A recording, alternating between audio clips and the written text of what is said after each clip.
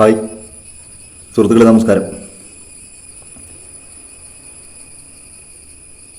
നമ്മുടെ സ്ത്രീ സമത്വം, സ്ത്രീ സ്വാതന്ത്ര്യം, അത്തരത്തിലുള്ള കാര്യങ്ങളെ പറ്റിയിട്ട് മുറവിളി കൂട്ടുന്ന വലിയൊരു സമൂഹത്തിൻ്റെ മുൻപിൽ എല്ലാം പറഞ്ഞുകൊണ്ടും ഒന്നും അറിയാത്തവനെ പോലെ അല്ലെങ്കിൽ അറിയാത്തവരെ പോലെ ജീവിക്കേണ്ടി വരുന്ന അതീവ സാധാരണക്കാരായിട്ടുള്ള മനുഷ്യൻ്റെ അല്ലെങ്കിൽ ഒരു ജനതയുടെ നിസ്സഹായമായിട്ടുള്ള അവസ്ഥ അതിൽ കൂടെ കടന്നു പോകേണ്ടി വരികയാണ്.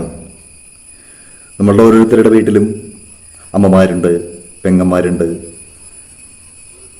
ഒരുപാട് വനിതകളുണ്ട്. പണ്ട് 1992 ജയ്പൂരിൽ ഭാൻവരി ദേവി എന്ന് പറഞ്ഞ ഒരു സ്ത്രീയുടെ ഒരു ഒറ്റയാൾ പോരാട്ടത്തിൻ്റെ ഫലമായിട്ടാണ്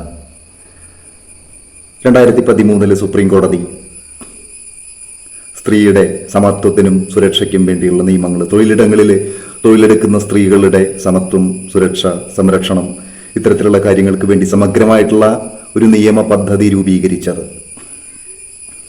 അന്ന് ഈ ജയ്പൂരിൽ 9 മാസം പ്രായമുള്ള ഒരു കുട്ടിയുടെ വിവാഹത്തിന് അവിടുത്തെ ഗ്രാമത്തലവനും ഗ്രാമമുഖ്യനും അടക്കം അടങ്ങുന്ന ആൾക്കാരുടെ അജാതീയ അനാചാരത്തിൻ്റെ പ്രശ്നങ്ങൾക്ക് വേണ്ടി ചോദ്യം ചെയ്ത ഭാൻവരി ദേവിയെ ഗ്രാമത്തലവൻ അടങ്ങുന്ന 5ഓളം പേര് അവരുടെ കൃഷിസ്ഥലത്തിട്ട് ക്രൂരമായി ബലാത്സംഗം ചെയ്യുകയാണ് ഉണ്ടായത്. അവരുടെ ഭർത്താവിനെ മർദ്ദിച്ച് അവശ നിലയിലാക്കി, ബോധരഹിതനാക്കി ഈ സ്ത്രീക്ക് ഇത്രയും അനുഭവിക്കേണ്ടി വന്നു. അത് കഴിഞ്ഞതിന് ശേഷം ഇവർ കോടതിയെ സമീപിക്കുകയും ആ ഹൈക്കോടതി തന്നെ ഈ കേസിനെ തള്ളിപ്പറഞ്ഞ് ആ കേസിന് ബലമില്ലാത്ത രീതിയിലുള്ള വിധികൾ പ്രസ്താവിക്കുകയും ചെയ്തു. അന്ന് അവിടെ MLA ആയിരുന്ന വ്യക്തി, ഗ്രാമമുഖ്യൻ, ഗ്രാമത്തലവൻ, അന്ന് അവിടെ അധികാര സ്ഥാനങ്ങളിൽ ഇരിക്കുന്ന എല്ലാവരും ഈ സ്ത്രീയുടെ ഈ പരാതിക്കെതിരായി അന്വേഷണ കമ്മീഷന് മുൻപ് മൊഴി കൊടുക്കുകയുണ്ടായി. അന്വേഷണ കമ്മീഷന്റെ മുൻപാകെ. എന്നിട്ടും അവർ തോറ്റില്ല. സുപ്രീം കോടതിയെ സമീപിച്ചിട്ട് ഇത്തരത്തിലുള്ള എല്ലാ രേഖകളും അവിടെ ഹാജരാക്കിക്കൊണ്ട് അന്ന് നിലവിലിരിക്കുന്ന അനാചാരങ്ങൾക്കും ആ ഒരു ഹിംസയുടെ ആ ഒരു അതിക്രൂരമായിട്ടുള്ള സ്ത്രീകൾ അനുഭവിക്കേണ്ടി വരുന്ന ആ ഒരു ബുദ്ധിമുട്ടുകൾക്കും എതിരായി വളരെ ഘോരമായി ഒറ്റയ്ക്ക് നിന്നുകൊണ്ട് ഒരു ഗ്രാമം മൊത്തം എതിർത്ത് നിന്നിട്ട് കൂടി, ഊരുവിലക്ക് പ്രഖ്യാപിച്ചിട്ട് കൂടി ഒറ്റയ്ക്ക് നിന്നുകൊണ്ട് പോരാടി. അങ്ങനെ 2013 സുപ്രീം കോടതി വിധിയാണ് ഇത്തരത്തിൽ തൊഴിലിടങ്ങളിൽ സ്ത്രീകൾ അനുഭവിക്കേണ്ടി വരുന്ന യാതനകളും പീഡനങ്ങളും ലൈംഗിക ചൂഷണങ്ങളും മാനസിക സമ്മർദ്ദങ്ങളും എല്ലാം നിയമത്തിൻ്റെ പരിധിയിൽ കൊണ്ടുവരേണ്ടതാണെന്നും സ്ത്രീകൾ അത്തരത്തിലുള്ള കാര്യങ്ങളിൽ കൃത്യമായിട്ടുള്ള നിയമ പരിരക്ഷണം അർഹിക്കുന്നു എന്നും വിധി പ്രഖ്യാപിക്കുകയുണ്ടായത്.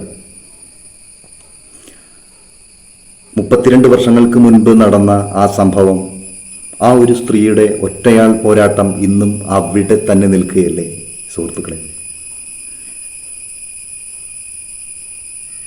ഒരു സ്ത്രീ പീഡിപ്പിക്കപ്പെടുമ്പോൾ അല്ലെങ്കിൽ ക്രൂരമായി വധിക്കപ്പെടുമ്പോൾ നമ്മളുടെ മുൻപിൽ ഇപ്പോൾ ധാരാളം പേരെ അതിക്രൂരമായി ഹിംസിച്ചുകൊണ്ട് നടക്കുന്ന ആൾക്കാരൊക്കെ വീരപുരുഷന്മാരുടെ പരിവേഷത്തിലാണ് നടക്കണേ.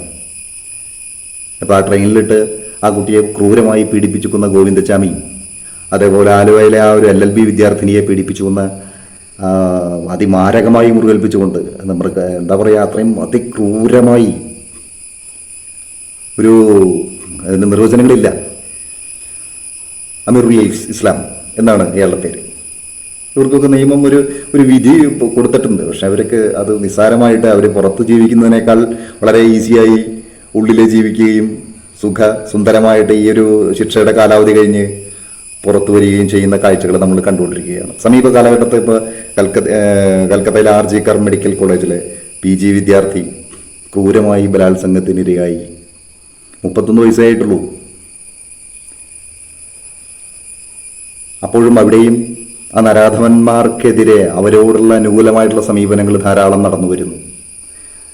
ജസ്റ്റിസ് ഹേമ കമ്മീഷന്റെ നിർണായകമായ വെളിപ്പെടുത്തലുകൾ പുറത്തു വന്നിരിക്കുന്നു.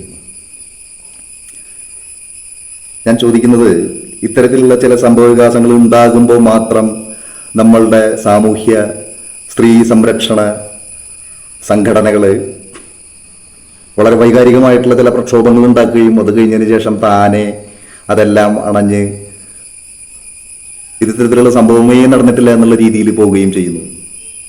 കൃത്യമായിട്ടുള്ള ഒരു ധാരണയോ കൃത്യമായിട്ടുള്ള ഒരു ശിക്ഷ അനുപാതങ്ങളോ ഒന്നും ഇത്തരത്തിലുള്ള സംഭവ പരമ്പരകളിൽ ഉണ്ടാകുന്നുണ്ടോ? യഥാർത്ഥത്തിൽ സ്ത്രീകൾക്ക് വേണ്ടി വ്യക്തമായിട്ടുള്ളൊരു നിയമ സംവിധാനം നടപ്പിലാകുന്നുണ്ടോ? ചിന്തിച്ചു നോക്കിയിട്ടുണ്ടോ സുഹൃത്തുക്കളെ?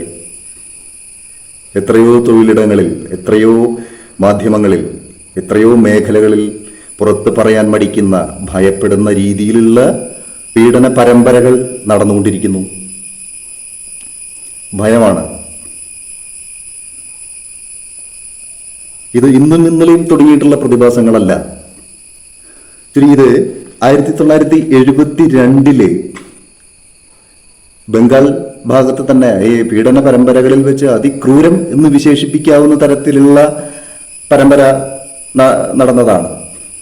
അതായത് അന്ന് ഒരു 1972-73 കാലഘട്ടത്തെ ഒരു നഴ്സിനെ വിശ്രമമുറിയിൽ വെച്ച് നായയുടെ ചങ്ങല കൊണ്ട് കഴുത്ത് മുറുക്കി ക്രൂരമായി ബലാത്സംഗത്തിന് ഇരയാക്കി. ആ പ്രതിയുടെ പേര് സോഹൻലാൽ വാൽമീകി എന്നാണ്. ആ ഇര 42 വർഷമാണ് ജീവച്ഛവമായി കിടക്കയിൽ കിടന്നത്. അത് കഴിഞ്ഞതിന് ശേഷം ഇപ്പോൾ സമീപ കാലഘട്ടത്തിൽ ന്യൂമോണിയ ബാധിതയായിട്ടാണ് അവരും മരണപ്പെട്ടു പോയത്.